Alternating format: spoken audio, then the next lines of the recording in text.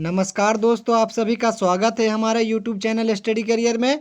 Railway NTPC exam 2020 20 जनवरी का all shift का exam ख़त्म हो चुका है। तो देखिए, सभी शिफ्ट में पूछे गए मैथ, रीजनिंग, जीके, जीएस प्रश्न के सही और सटीक उत्तर के साथ। तो अगर आप इस यूट्यूब चैनल में नए हैं तो चैनल को सब्सक्राइब करके पास वाले नोटिफिकेशन बेल को ऑन कर लीजिए, ताकि कोई भी अपडेट सबसे पहले आप तक पहुँचे। तो चलिए क्वेश्चन नंबर 1 की तरफ। क्वेश्चन नंबर 1 क्या किस तरह से पूछा गया था? तो क्वेश्चन नंबर 1 पूछा गया था कि सार्वभौमिक स्वीकार्य रक्त समूह कौन है, यानी कौन सा रक्त समूह जो है सार्वभौमिक स्वीकार्य है। तो कौन है? ए बी होता है। क्या होता है? A B. अब ए बी में भी दो कैटेगरी में बांटा गया है, वो ए बी प्लस और दूसरा ए बी माइनस। तो ए बी कौन वाला सबसे ज़्यादा होगा? तो ए बी प्लस वाला होगा। कौन वाला होगा? A B plus. तो इसलिए दोस्तों इसका सही आंसर हो जाएगा ए बी प्लस। तो कौन सा सार्वभौमिक स्वीकार्य है? तो ए बी प्लस हो जाएगा। दूसरा क्वेश्चन क्या रहता है कि सार्वभौमिक माने सर्वाधिक डोनर यानी यूनिवर्सल डोनर जो है कौन सा रक्त समूह को कहा जाता है? तो ये हो जाएगा ओ। ये इस तरह क्वेश्चन सभी को जानते हैं लगभग। तो इसी तरह का क्वेश्चन पूछा गया था। नेक्स्ट क्वेश्चन क्या था दोस्तों? नेक्स्ट क्वेश्चन पूछा गया था 24 सेंटीमीटर का एक जीवा वृत्त के मध्य से 5 सेंटीमीटर की दूरी पर है। उसी वृत्त की जीवा को केंद्रक बिंदु से 12 सेंटीमीटर की दूरी पर उसकी लंबाई क्या होगी?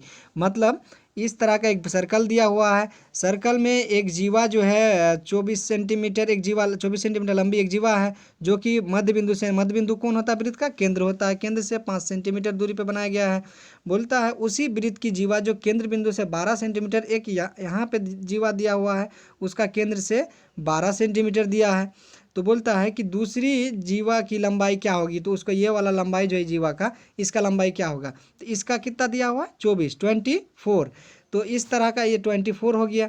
और यहाँ पे एक चीज़ देख लीजिएगा दोस्तों, ये जो है ये कितना दिया हुआ है, इसका ये रेडियस निकाल लेंगे। ये हो गया 5, तो ये हो जाएगा पूरा 24 है, तो इनका आ जाएगा 12, ये आ जाएगा 12। तो 12 और 5 का जब निकालेंगे ये, तो ये आ जाएगा 13 आपका हाइपोटेनियस। तो ये जब 13 हो गया, तो इसका ये अगर रेडियस 13 है तो ये भी एक रेडियस है, तो रेडियस ए भी 13 हो गया। ये 13 ए 12, तो 13 12 एक पता हो गया। तो ये आ जाएगा कितना दोस्तों? 5। पाइथागोरस प्रमेय से निकाल लीजिएगा। ये आ जाएगा 5, तो ये भी आ जाएगा 5। तो यानी 5 और 5 कितना हो जाएगा दोस्तों? 10 हो जाएगा, यानी 10 सेंटीमीटर।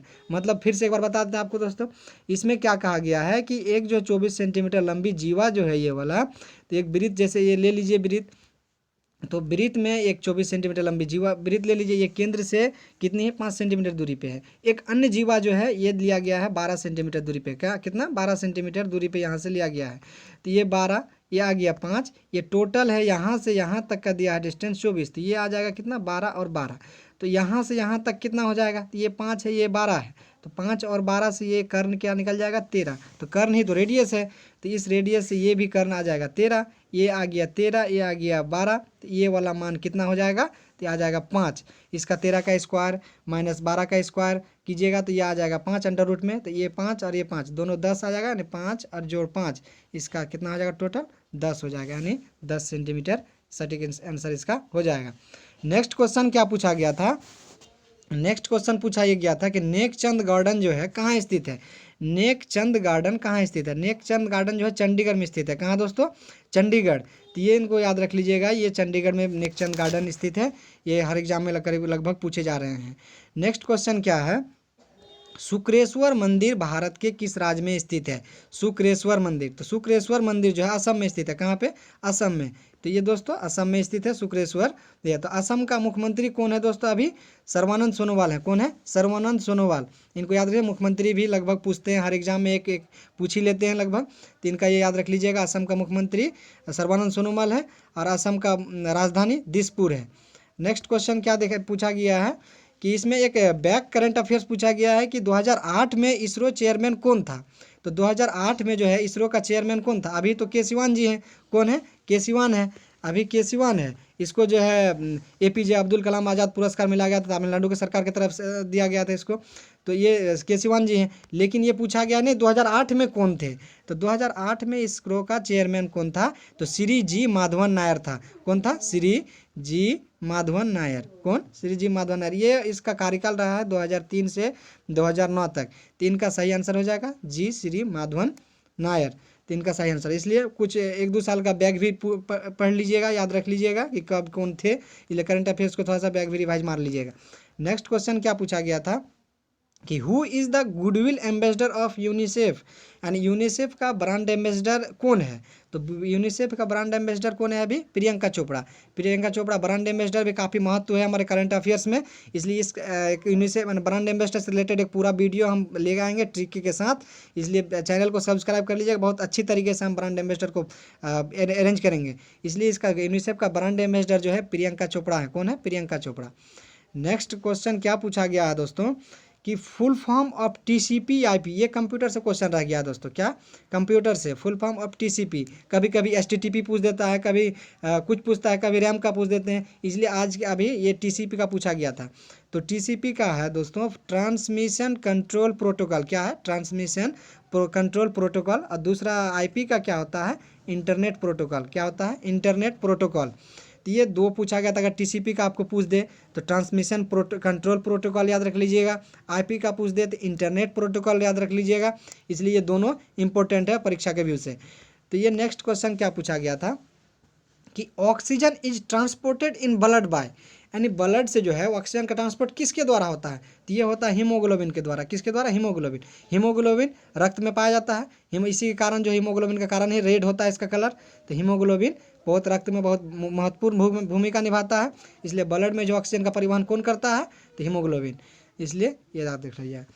नेक्स्ट क्वेश्चन क्या है दोस्तों, A² + B² बराबर 8 दिया हुआ है और AB का मान दिया है A × B बराबर 4 दिया है, तो then find the value of A + 1/A।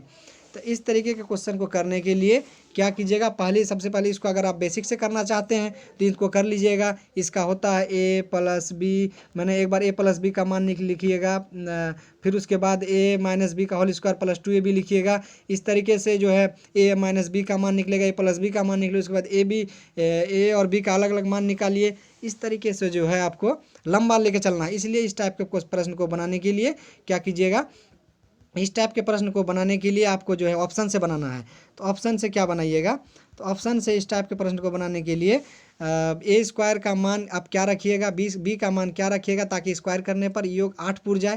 तो इसका A का मान अगर हम रखते हैं, A का मान अगर हम 2 रखते हैं तो 2 दूना 4 हो जाएगा, और यहाँ पे क्या हो जाएगा, 2 दूना 4, और इसका B का भी मान B 2 दूना 4, तो 4 और 4 कितना हो जाएगा, 8 पुर जाता है। यहाँ पे AB का मान दोस्तों 4 दिया है, तो A का भी मान हम जहाँ 2 रखे तो इसमें भी 2 रखेंगे।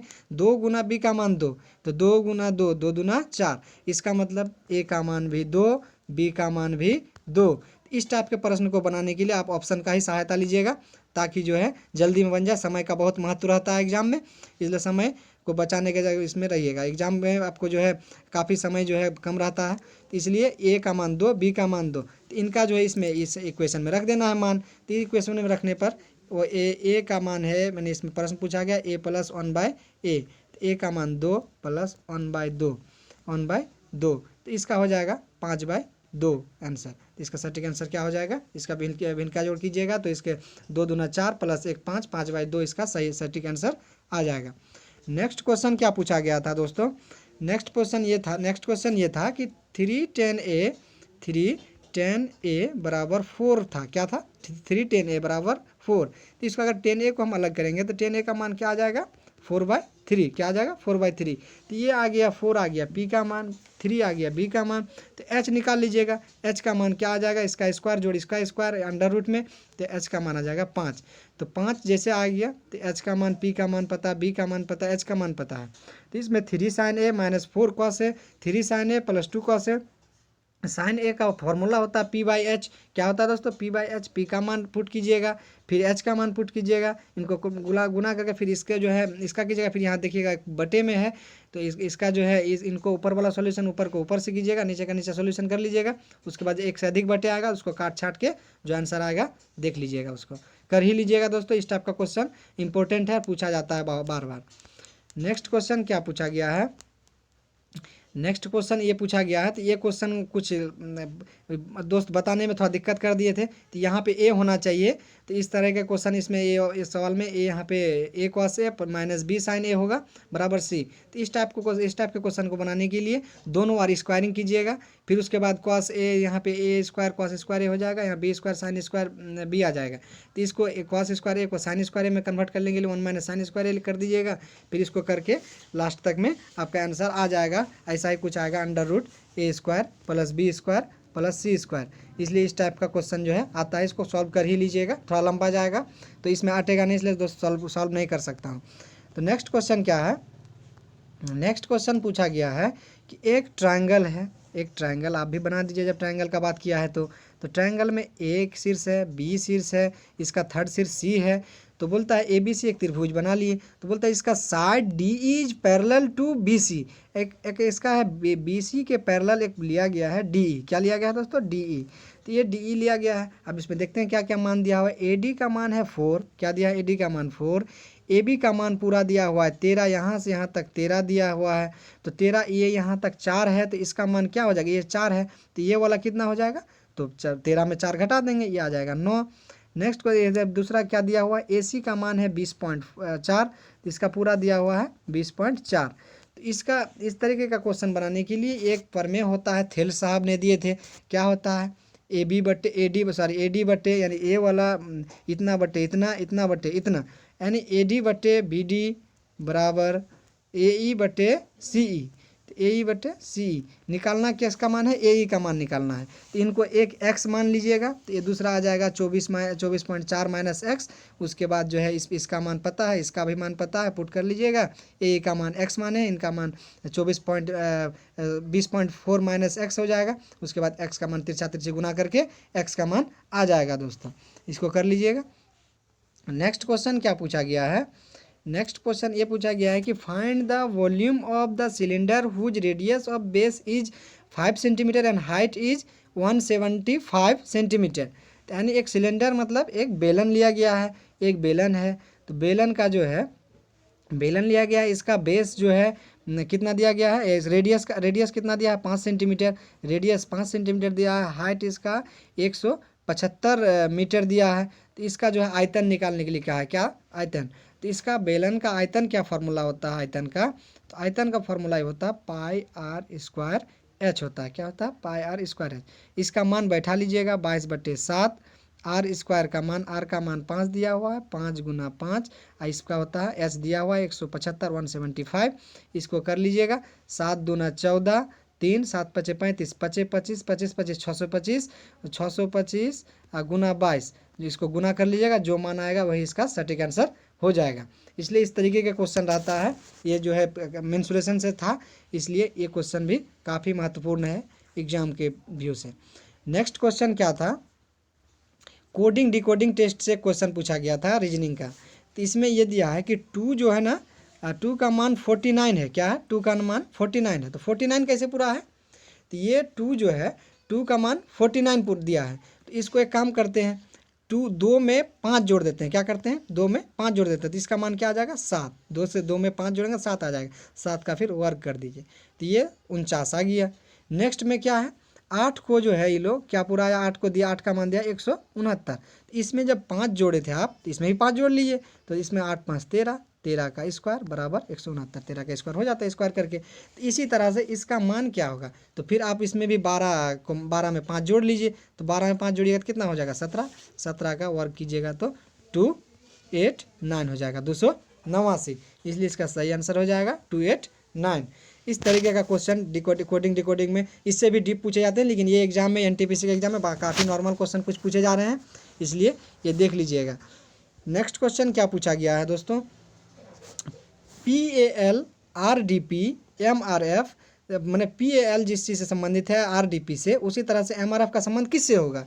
तो PAL P से R आया है, तो P से R कितना लिया है, PQR, यानी इसमें 2 जोड़ा है।